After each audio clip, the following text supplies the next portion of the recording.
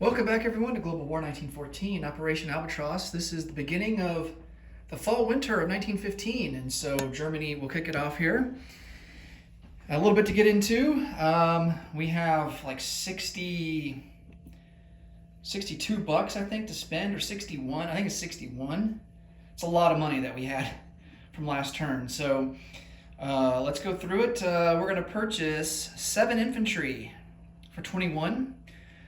I'm going to purchase 4 artillery for 20, 2 submarines for 12, and an armored train for 6. Armored trains are a lot like regular artillery. They both attack and defend at a 4. But armored trains are very versatile in terms of their movement. They have a movement range of 6. So, considering that we're fighting on multiple fronts, this will give us a lot of versatility.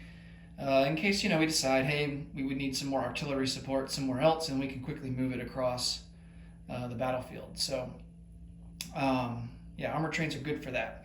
We're going to save 2 bucks, and if we happen to hit on one of our technologies, then we're going to spend that 2 bucks, and that's going to be poison gas. So I haven't gone for poison gas yet for tech, but we're going to see if we can get to chlorine gas there, stage 2. Every country starts with tear gas. But we're going to see if we can't get to stage 2, and then we'll spend 2 bucks and get some chlorine gas, and I can show you guys how that mechanic works. And it won't be till next turn, but I can show you guys that coming up. And other techs we're going to go for defense in depth. We're at stage 3, see if we can't get done with that one. And we're going to go for improved construction, try to get to stage 2. Okay. All right, gas will be here in the green, defense in depth in the black, and then construction here in the brown. Need a 6 for gas, 7 for defense, and 7 for construction. All right, and I don't think we hit on anything. Yeah, just missed on gas, just missed on construction, and missed big time on defense. Well, that's pretty bad. 0 for 3. Okay, I did make some corrections from the summer of 1915, and it was just some minor stuff. A couple of countries forgot to account for extra IPP gained from trade, and I think that was Austria-Hungary, France, and I think that was it. So Austria-Hungary had trade with Bulgaria. France has trade with Denmark. And everyone else I don't think had trade. So I just added 1 extra IPP into their banks. And so Austria-Hungary now has 23. France now has 26. The beginning of this turn, we aligned Bulgaria. So Bulgaria is now aligned to Austria-Hungary, and Austria-Hungary takes over all their forces. And Najd, down here in Southwest Asia, is now... Oh, wait. Yeah, they should be British. So Najd is British, and they will increase their IPP by 1 from 36 to 37. So I'm gonna get that out. Forgot to change that out off camera.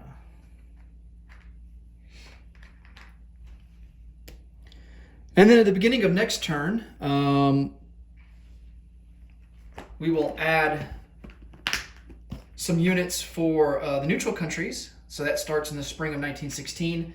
And that will be Romania. So Romania will gain 1 extra unit and bring their total to 6 infantry.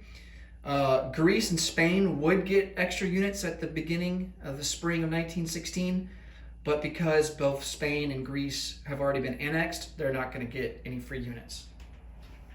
All right. So we rolled for tech. We can't forget to roll for our recruitment down in Mexico. And I think we're going to go ahead and do that because we don't have any moves in Mexico.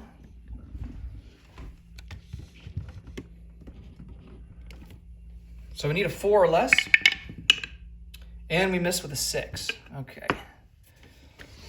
All right, let's come over to combat moves. Since it's the fall winter and we've already conducted our mandatory offensive, we don't really have a whole lot.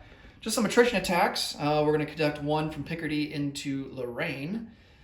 I'm going to put a seaplane on map and try to sink that Russian coastal sub there in A12.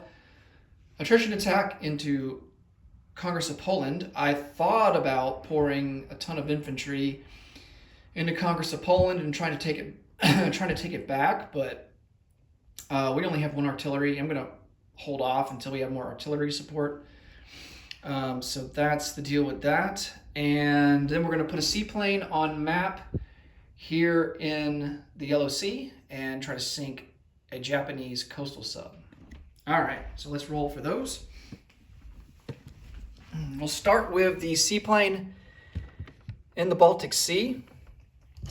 Need a 3 or less. And that's a big time miss with a 12. And then here's the seaplane in the Yellow Sea against that Japanese coastal sub. And that's another miss. Boy, I should have rolled a different die. Apparently that one's rolling. Apparently that one's a high roller. Okay. Now we have an attrition attack from Lorraine from Picardy into Lorraine. Need a 1. Hey! All right. Fantastic. All right, so France will lose an infantry, and they still have a trench line because they have defense in depth, and so they only need 4 infantry there to form a trench line, and now they have 5.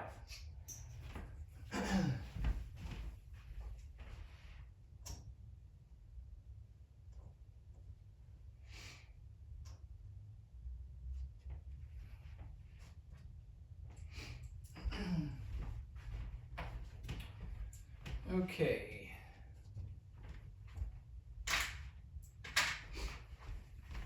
That will do it all for combat moves. Well, actually, we have 1 more attrition attack from East Germany into Congress of Poland. Can't forget that one. So let's roll for that real quick. Of course, need a 1 again. And I'm going to use the same die. I mean, it was successful last time. And we missed with an 8. Okay.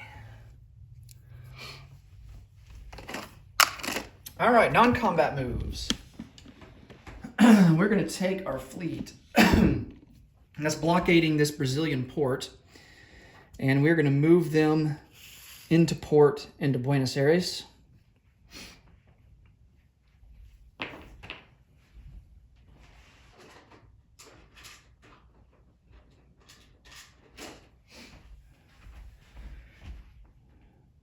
All of a sudden, we're starting to get outnumbered because we got the American fleet coming down, and then we've got the French fleet over here lurking. And, of course, can't forget about the Brazilian fleet that's in port as well. Going to move an infantry from Chile into Patagonia.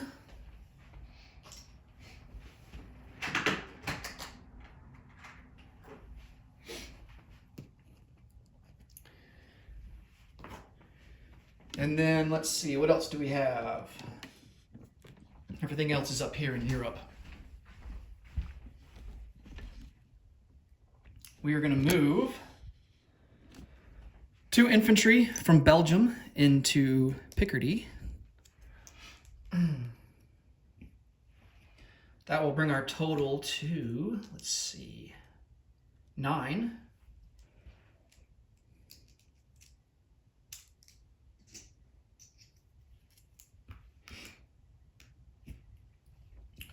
Three infantry will move into Belgium from Western Germany.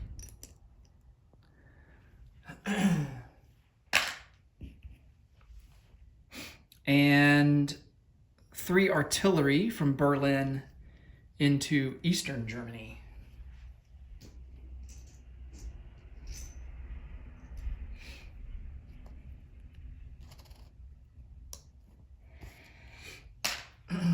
Okay. Now I think we can place some units down. So let me go get those.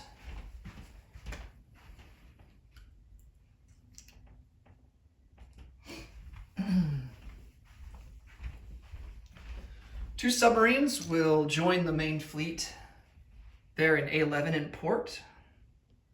Of course, they're manufactured at the factory in Western Germany. Armored train, we are going to produce that. Oh, let's see. Well, his movement range is so massive that I guess it doesn't really matter a whole lot. Let's produce him in Western Germany. We have 4 artillery. One of those artillery is going to go into Eastern Germany.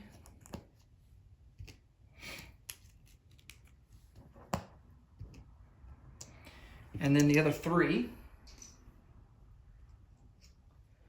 will go into with the army here in Bavaria.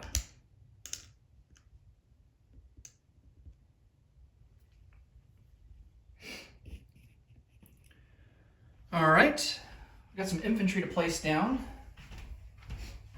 One of these infantry will be manufactured in South African Union. We have a factory there with a manpower slot, so we can just put an infantry there straight away.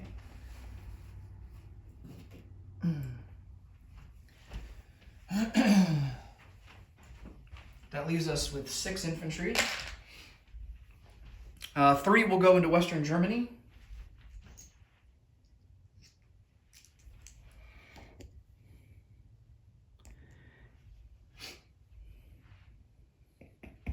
I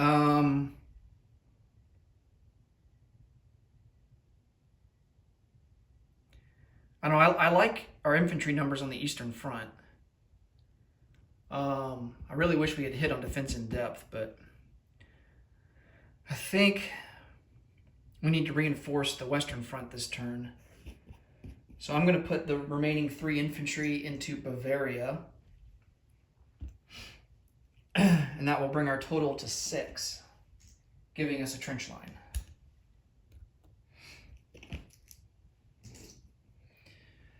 All right.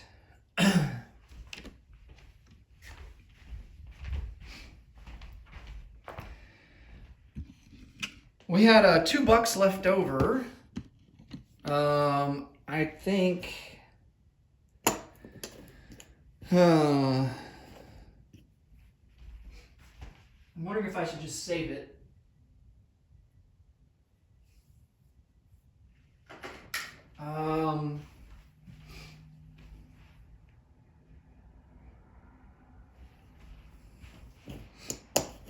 Maybe I will spend. You know what? I'm just going to conduct some diplomacy. I'd forgotten that I had the $2 left because we did not hit on poison gas. So $2 for diplomacy. We're going to go for Norway and the Netherlands. Norway is going to be at a 3 or less. We're currently at stage 2. And we missed there. And then the Netherlands, we're at stage 1. See if we can't get to stage 2. And that misses as well. All right. Let's see how much extra income we get. And 5. All right. So I have to add 5. We have a base of 44. And we will collect an additional 3 bonus IPP, 2 for Western Germany not being blockaded, 1 for Sweden and is it Sweden and Norway or Sweden and Denmark being neutral?